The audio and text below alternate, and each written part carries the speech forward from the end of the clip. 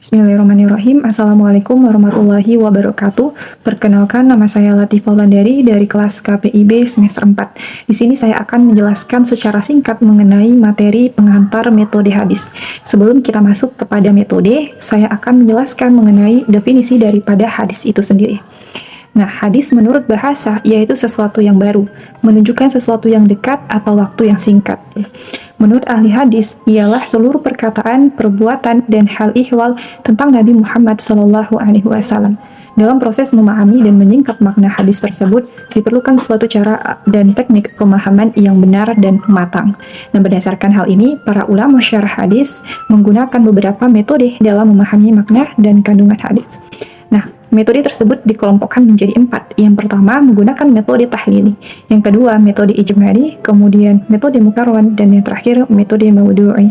Para ulama memberikan beberapa prinsip dalam memahami hadis Nabi Muhammad SAW. Nah, yang pertama, prinsip pertama itu kita tidak boleh terburu-buru menolak hadis yang dianggap bertentangan dengan akal sebelum kita melakukan penelitian yang mendalam.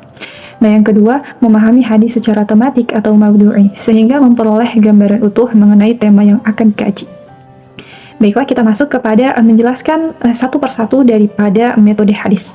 Yang pertama, metode maudu'i. Metode maudu'i hadis yaitu suatu metode yang menghimpun hadis-hadis sahih yang topik pembahasannya sama. Dengan demikian, hal-hal yang subhat dan dijelaskan dengan hal-hal yang muhkam.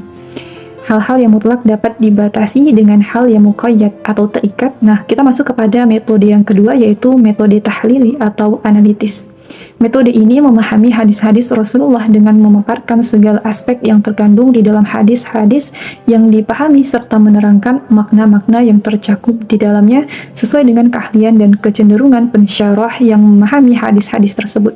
Nah, kemudian kita masuk kepada metode ijmali atau global. Metode ijmali adalah suatu metode dengan pemahaman hadis dengan secara ringkas, tapi dapat mempresentasikan makna literal hadis dengan bahasa yang mudah dimengerti. Kemudian terakhir kita masuk kepada metode mukarron atau komparatif. Metode mukarron adalah metode memahami hadis dengan cara yang pertama membandingkan hadis yang memiliki redaksi yang sama atau mirip dalam kasus yang sama atau memiliki redaksi yang berbeda dalam kasus yang sama.